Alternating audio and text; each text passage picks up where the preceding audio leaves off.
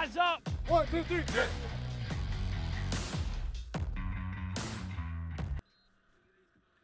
Welcome into practice today, presented by SiriusXM. Ethan Greenberg and Olivia Landis coming to you live from Florham Park. Right now we're getting a look at the Jets, who are preparing for the Steelers this week. On today's show, what you can expect, we are going to be talking about some more AFC North competition that the Jets will face this week. We'll hear from head coach Adam Gase and Eric Allen later on in the show. And then, of course, we'll be talking about some matchups that you can expect to see this week, as well as quarterback Sam Darnold. But, Ethan, perhaps some of the biggest news that came out of this week was safety Jamal Adams is headed to his second consecutive Pro Bowl. And many congratulations to Jamal Adams on earning an invitation to his second consecutive Pro Bowl. 2 for 2 since vowing never to miss a Pro Bowl again. And would you look at that, 33 is back on the field after missing the last 2 games with an ankle sprain. He will be limited in today's practice. And really, should this be a surprise? I don't think so. He's really been building off of his performance last year with the Jets in his second season. He was the Curtis Martin team MVP last year. Very well could be the Curtis Martin team MVP this year.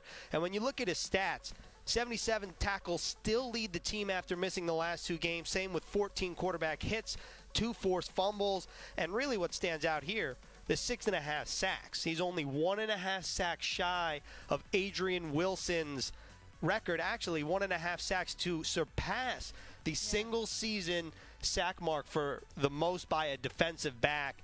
And what's impressive to me is all these stats that are on the screen. He was leading the defense in all of the stats at the time in which he got hurt. Obviously, he's missed the last 2 games, so since some guys have crept up, Jordan Jenkins now leads the team with 7 sacks.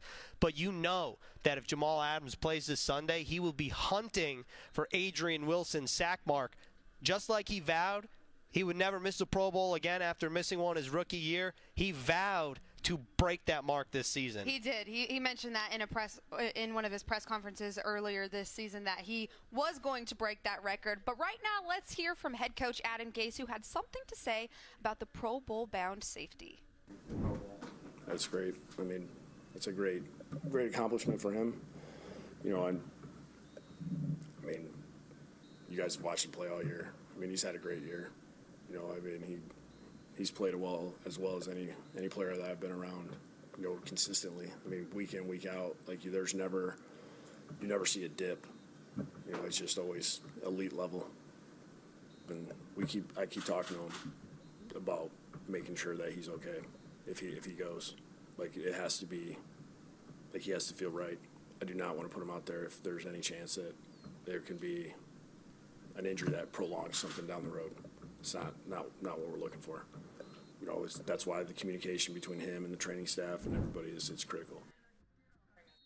We just heard from head coach Adam Gase, who was talking about Jamal Adams being limited in today's practice. Of course, he said that still unsure whether or not he is going to play against the Steelers this Sunday, but something that's really important to note, he said, I'm not going to give him the go until he is 100% ready and healthy to go, because they don't want there to be any setbacks. Right. Well, even last week, Adam Gase said that Jamal Adams only knows one speed, that's 110%, and in order to allow Jamal Adams to play like the Pro Bowl safety that he is, he needs to go at 110%. If I'm Jamal Adams, I have to imagine that he's, one, super excited just to be back on the field. We saw him dancing earlier on the screen. That's just Jamal, yeah. And these past 2 games probably have been tough for him. He's been a guy that has not been hurt since joining the Jets in 2017. First 2 games he's missed since becoming a professional. I think that's something that he really takes to heart. And, you know, your best ability is availability in the NFL. And he's been the heartbeat of this Jets defense really since day one, but more so these past 2 years. And you have to imagine that he's itching to get back out there. He was a game-time decision. I'm putting up air quotes right now, that he was a game-time decision last week against the Ravens, because that's how he deemed himself, but Adam Gase in his press conference today said, I think he was a little closer emotionally to playing than he was physically. So hopefully the Jets can get Jamal Adams back on the field and could play spoiler to the Pittsburgh Steelers this weekend. Well, you mentioned last week about how Jamal Adams was emotionally ready to play against the Baltimore Ravens.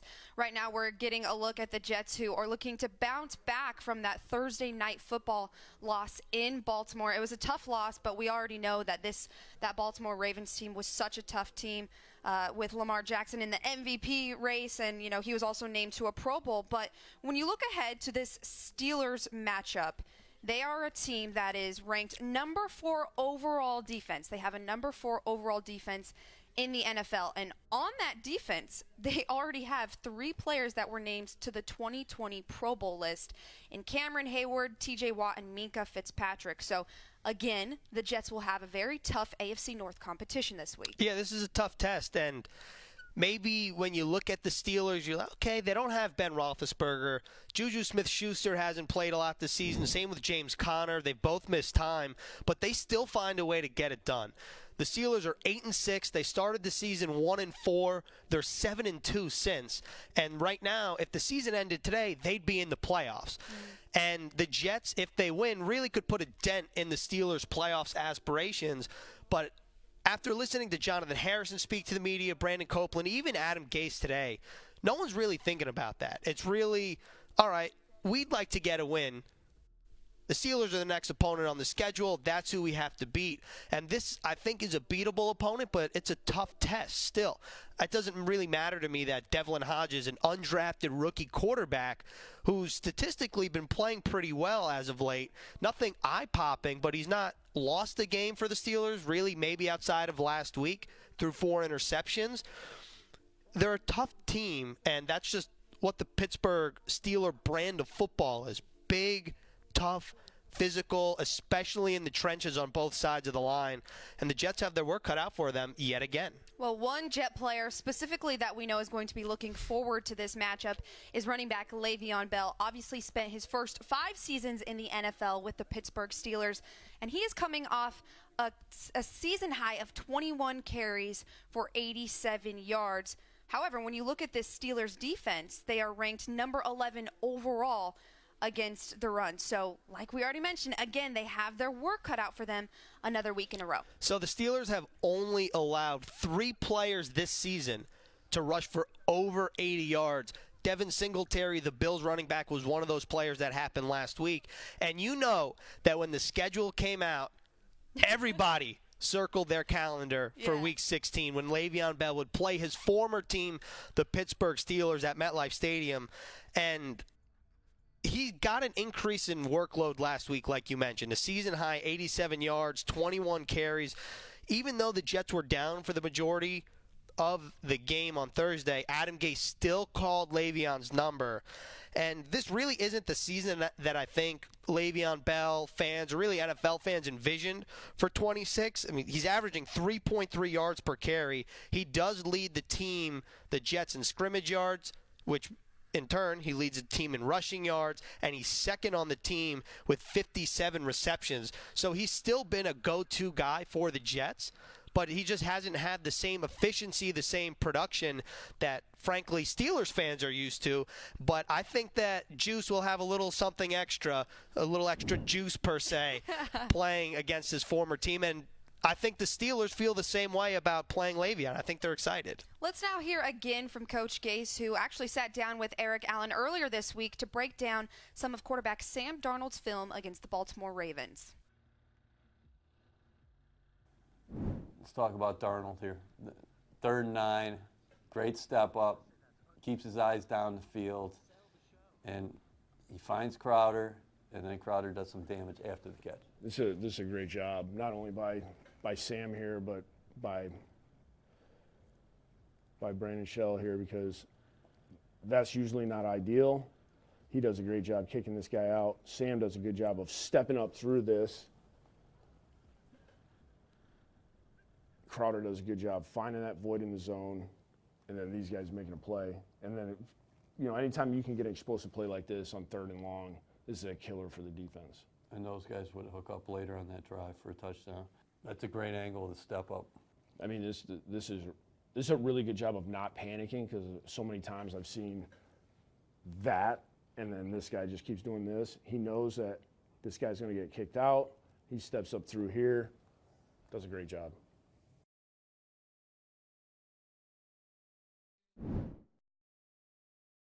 You know, Liv, watching Adam Gase break down the film of Sam Darnold's play in Baltimore at M&T Bank Stadium. By the way, electric audience there. I bet. I think Sam Darnold played better than his stats indicated, because when you look at the stats, they're really not that pretty. 56.3% completion, 218 yards, 2 touchdowns, did throw an interception, a red zone interception. But you got the sense that Sam Darnold did play a lot better than his stats indicated. Specifically, a couple great throws like Adam Gase broke down. And in terms of the interception, yes, there's miscommunication with Daniel Brown. I mean, Ryan Griffin has been the guy all season. Daniel Brown steps in, really hasn't had a lot of playing time. But there was also some heavy traffic in the area, so I think that's one of the throws he'd like to have back. But something that's tough for any quarterback, 1, playing on the road on a short week, 2, playing against a very good secondary, and 3, playing from behind. And yes, the Jets did run the ball quite a bit, even though they were losing. But it's a tough task for anybody, let alone a second-year quarterback, first year in the system, like I said, on the road, hostile environment. It's tough for anybody to perform well in that situation. And I think the point that I'm trying to make is just that when you look at the numbers, it doesn't tell the full story, and I think that was the case for Sam Darnold on Thursday. Absolutely, and continuing on some of those stats for Sam Darnold, over the past 6 games, he's thrown 3 interceptions when you compare it to his first 5 games where he threw 9 interceptions. So, like you said, sometimes the stats don't always jump out to you on the sheet, but when you look at Sam Darnold's turnover game, he's absolutely reduced the amount of turnovers that he's had since the beginning of the season. Yeah, and this week you have to watch out for 2 guys really on the Steelers secondary. Minkah Fitzpatrick, like you said, named to a Pro Bowl, 5 interceptions, 9 pass defenses. And Joe Hayden, I think fans or a lot of people forget about Joe Hayden. Started his career with the Browns. He was a high draft pick, then gets cut, goes to the division rival Steelers. And really, he's found a home there. He leads a team with 15 pass defenses. He has 4 picks on the year. And this Steelers defense, they get after it up front. And really, we talk about before, a lot of the players do, how the pass rush and the secondary play off one another. The secondary's benefiting from an elite pass rush of the Pittsburgh Steelers, but if Sam Darnold makes a couple ill-advised throws, Minkah Fitzpatrick and the Steelers secondary will make you pay. Well, speaking of the Steelers secondary, when you talk about Minkah Fitzpatrick and Joe Hayden, a group from the Jets that is obviously going to be facing off against them one-on-one is the Jets wide receiver group. Now, we talked about Jamison Crowder coming off of a very good game against the Baltimore Ravens with 2 touchdowns. Robbie Anderson already has 3 100-plus receiving yard games this season. And then when you think about Demaryius Thomas, that veteran presence. So, obviously, this wide receiver group is going to have a challenge when they face off against the Steelers secondary. Yeah, really the entire Jets passing attack. And I'll include Le'Veon Bell and the tight ends in that. Yeah. Because, how about this? The Steelers defense since Week 7 has allowed a single quarterback to throw for more than 200 net yards. That is Jared Goff. And that was at Heinz Field. Jamison Crowder had a very good game last week in Baltimore. 90 yards, 2 touchdowns on 6 receptions. Robbie Anderson didn't find the end zone, had 66 yards. And again, feel like a broken record, but it is a tough test for the Jets. Mm-hmm. And no matter how the Steelers are viewed in the optics of fans, like, oh, they're not the Steelers that we're used to because they don't have XYZ. Juju Smith-Schuster hasn't played a lot this year, like we talked about before. Still a tough defense. And it's tougher for them because they're on the road. But Sam Darnold, Robbie Anderson, Jamison Crowder, Demaryius Thomas, who will not practice today. We'll see if he plays against the Steelers on Sunday. They're going to have their work cut out for them. And the Jets lost another receiver, Jeff Smith. I feel bad for Jeff Smith. Gets the call-up, plays against the Ravens. That was unfortunate. Goes on IR the next day. Mm-hmm. So the Jets, again, will probably bring someone up or sign someone to fill that void. But the Jets, again, the story of this season, the Jets have been banged up, and such is the case in Week 16. When you look at some of these Steelers and Jets connections as well, you have to look at offensive assistant Hines Ward, who actually started as an intern this season and then came on full-time as an offensive assistant. He is obviously working with the wide receiver group. I was able to sit down with him last week and talk about not only what he's going to feel like when he's facing off against the Steelers team, who he played 14 seasons with, but also about the wide receiver group. Somebody he really liked to talk about was Robbie Anderson. He said, my biggest focus with Robbie is making him a more complete receiver. Those are the words he used, a complete receiver, because as we know, back in April, when I spoke with Robbie Anderson, I said, what are you focused on this season? He said, I don't want to be labeled as just a deep threat. So I think Hines Ward has really taken steps to help Robbie get to that spot. Now, moving on, we're going to talk now about the offensive line for the Jets. It's a unit that we know has been riddled with injuries all season long. And actually, just yesterday, we received the news that Chuma Edoga was placed on IR. So this is going to be a unit that has to have their stuff together against the Steelers. The Jets have been riddled with injury, like you said, throughout the season since Week 1, but perhaps no more than the offensive line.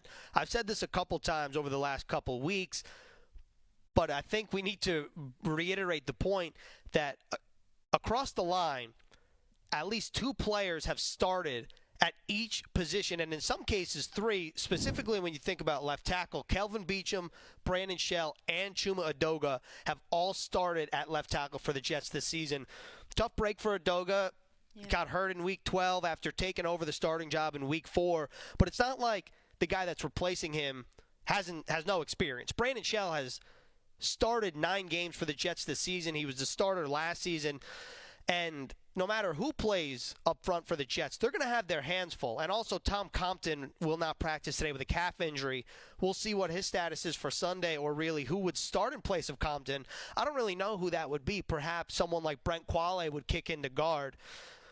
But the Steelers have a lot of guys that can get after the quarterback, namely T.J. Watt, who has 13.5 sacks. Number 5 in the NFL, he has 31 quarterback hits. Then on the other side of T.J. Watt is Bud Dupree, who has 9.5 sacks. And then on the inside, the Pro Bowler, Cam Hayward, 8 sacks, 19 quarterback hits, 10 tackles for loss. Cam Hayward's been in the NFL forever, and he's still finding a way to be extremely productive. And, Liv, how about this? The Steelers, as a collective unit, 1, tied for the lead league in sacks. 2, have at least 4 sacks in 5 out of their last 7 games. And the Jets, more so than any other position, the offensive line really has to be on its P's and Q's. Absolutely. They will have a challenge this week. But now let's hear from Eric Allen, who was able to sit down with Bart Scott, and they were able to do Around the NFL. Bart Scott, let's go around the NFL. Let's go around. What do you think about Le'Veon Bell and his upcoming matchup against his former team, the Pittsburgh Steelers? That's going to be a funny one, you know what I mean? Because I felt like finally got in the groove a little bit last week. I saw something that almost made me cry. I saw something that looked like a resemblance of a fullback. I know it was a tight end, but he acted as a fullback, and he went through and he gave Le'Veon, a blocker in front of him, and Le'Veon was able to make the moves and didn't really get touched. What's the Greg Williams game plan against rookie quarterback Devlin Duck Hodges? Duck, goose, I don't know. You just want to continue to try and confuse him. It's going to be important for a guy like Blesson Austin to have a great game. Make sure that he's able to be some form of an island. You got to have somebody at cornerback say, you know what, I'm going to take this side of the field. I'm going to embrace the challenge so that you can roll coverage around. Because really what you want to do is be able to put somebody on the island so that you can add somebody else to the blitz. You want this guy process sped up, making them thinking, trying to utilize and find where the safeties are, if they're rotating, or who's the free guy, who has the one-on-one coverage.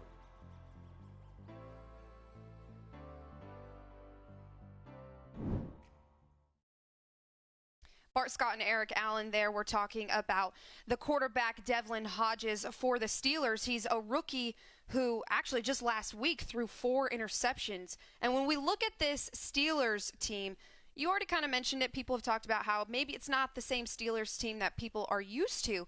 However, they are a team that is 8-6, and they've accomplished that without a lot of starters that they had at the beginning of the season. Yeah, and you think about Big Ben was the first one to go down, and since it's been Mason Rudolph and Devlin Hodges, most recently Devlin Hodges, the 2019 undrafted free agent, and really the list goes on. Juju Smith-Schuster expected to have an even better year, supposed to be the feature guy with no more Antonio Brown there. He's only played in 10 games. He's missed the past handful of games, was supposed to play last week. We'll see if that's what his status is for Sunday. James Conner, great year without Le'Veon Bell there. Only played 9 games. And yet the Steelers still 8-6 and the number 6 seed in the AFC. I feel like you have to tip the cap to Mike Tomlin, the head coach of the Steelers, and that entire staff. And the guys that have stepped up in place of guys like Juju Smith-Schuster, get to know him. Deontay Johnson, rookie receiver, leads the team. 47 receptions and 4 touchdowns. James Washington, second-year player, 17.8 yards per catch. That's 5th in the NFL. Just because these aren't household names in the NFL does not mean that you shouldn't get to know them, because the Jets will have their hands full again. So we mentioned a few Steelers wide receivers and a few of their star players. Now we have to talk about the Jets cornerbacks really quickly. Again, a few players we're still not sure of a few player statuses for this Sunday, but you have some of those players like rookie Bless Austin who have stepped up and really done well. Yeah, and Arthur Millette, actually, as we were doing the show and we were talking about Jamal Adams, I saw Arthur Millette on the field, so he's at least going to be limited in some capacity today, I'd imagine. In terms of Brian Poole, who's in the concussion protocol, he's still in the concussion protocol, but Adam Gase said that he's allowed to take the field and do some non-contact stuff. So those two guys, if the Jets are able to get those two guys back in the lineup, bodes well for the green and white.